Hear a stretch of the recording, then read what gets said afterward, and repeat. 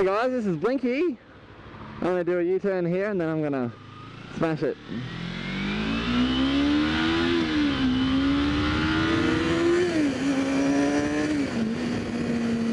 How's it going, Blinksters? My name's blinkycab and welcome to another exciting video.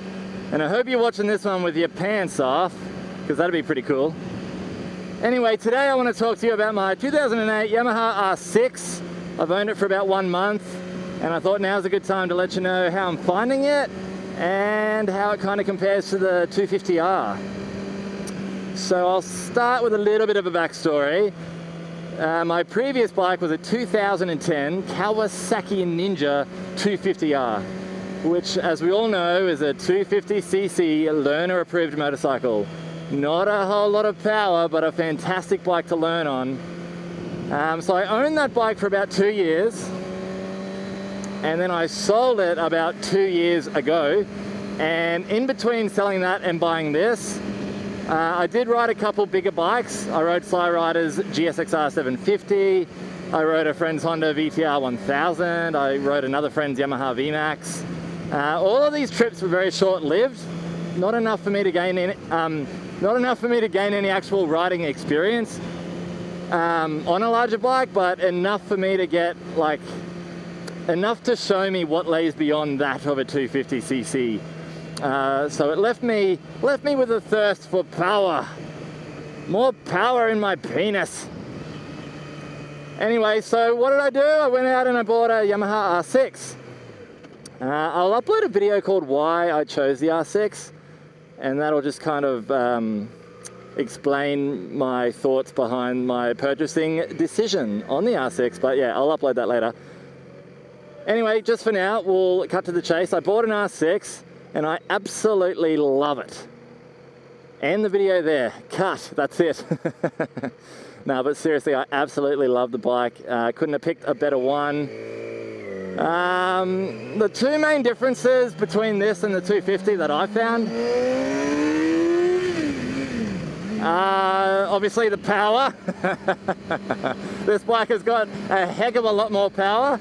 And secondly would be the riding position. We'll start with that because that's what I noticed first. Obviously you sit on a bike before you ride it.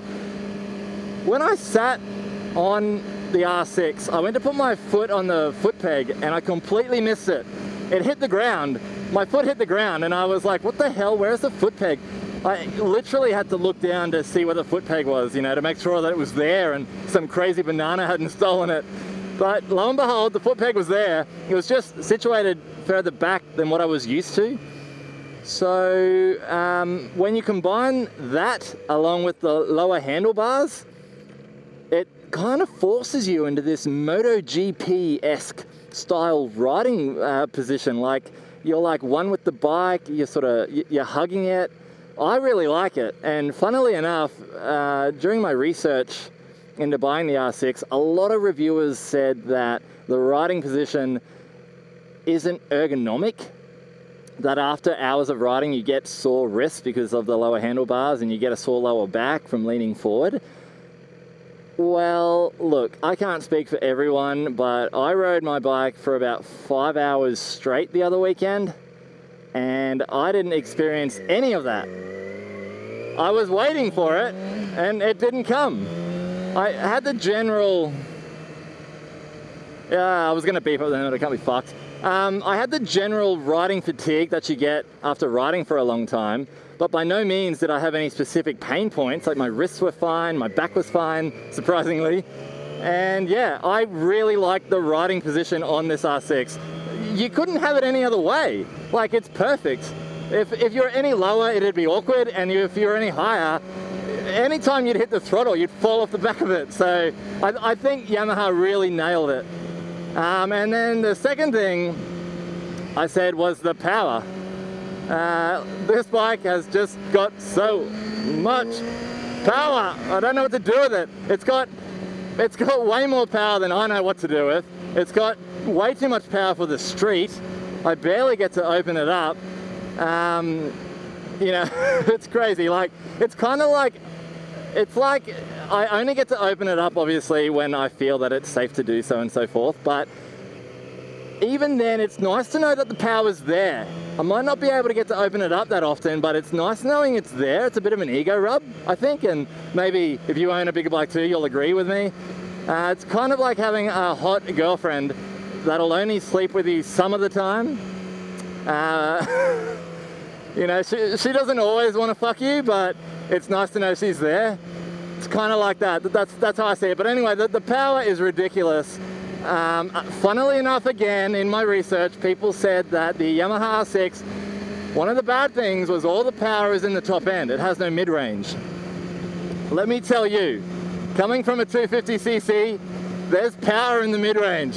There's a shitload of power. There's power in the high range. I know what they're talking about. The power band kicks in at about 10 grand. And yeah, there's plenty of power in the top end. There's power in the mid-range. There's fucking power in the low range. I don't know what they're talking about. Maybe when I'm a bit older and I've ridden all kinds of sports bikes and powerful bikes and whatnot, maybe then I'll sit back and say, hey, they were right. The Yamaha R6, there's not a lot of mid-range power. But for now, coming from a 250, holy shit, this bike has got so much more power than what I'm used to, and I love it. The power band is at 10 grand. So I do kind of understand what they mean by it's all in the top end. But let me just tell you one thing. That was a really bad lane split. Let me just tell you one thing. When it does get over 10 grand, it's not a bike anymore. It's a fucking rocket. This thing lights up. It's on fire.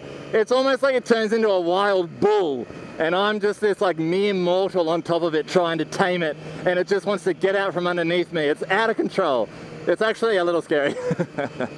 For me. So I know there's going to be some R1 rider out here being like, the R6 has got no power whatsoever. But to me, this is all a first person perspective. What's that? Subjective. Objective. Fuck, I don't even know. Anyway, yeah, so it's got a shitload of power. The riding position's pretty cool. What else can I say about it? There's a lap timer built in, which I like. There's a shift light, which is pretty cool. You can set at what rev that light goes off. It's a little bit wider. It's a little bit heavier than the 250R. It's a little bit longer. My penis, that is, not the bike. Well, the bike's a little bit longer too, but yeah, I mean, you don't notice the weight. It's about 10% heavier than the 250R. You don't notice that when you're moving, obviously, but okay, in my garage, when I turn my bike around to ride out, I'm sure you can do a 180 turn on the spot, but I don't know how to do it. Anyway, so I have to do this like 15-point turn. It's ridiculous. It's pretty funny. But yeah, when I'm doing that, I can notice the extra weight. Not that it's a dangerous extra weight. It's not like I'm about to drop it or anything like that, but I can just tell when I'm maneuvering it, I'm like, yeah, this is definitely heavier than the 250R. But as soon as you get moving, like honestly, like at 10 k's an hour, that weight's gone. Like, what else can I say? Yeah, it's awesome. It's an amazing bike and I love it. I'm so happy that I bought it. Apart from the physical aspects of it, like the riding and what it has and all that kind of stuff, the emotional aspects of it would be that it is an ego rub. You do feel good riding a faster bike. You feel accepted when you ride past other motorcyclists as well, especially if they're on sports bikes. You feel like you're a part of the club. Yeah, and I mean, it's easier to pick up hot sluts as well when you have a fast bike like this. So that's a bonus. But yeah, that's about all I've got. So yeah, love the bike. Just thought I'd let you know how I'm finding it. And I feel like there was something I was going to say. There's nothing, it's gone. Okay, I'll probably end the video and be like, ah shit, I should have said that. Anyway guys, look, thanks so much for tuning into my latest video. I really appreciate it. If you can be bothered, give me a thumbs up. It makes me happy and it really goes a long way. And look, stay cool, Blinksters. I'll see you in the next video. Peace out.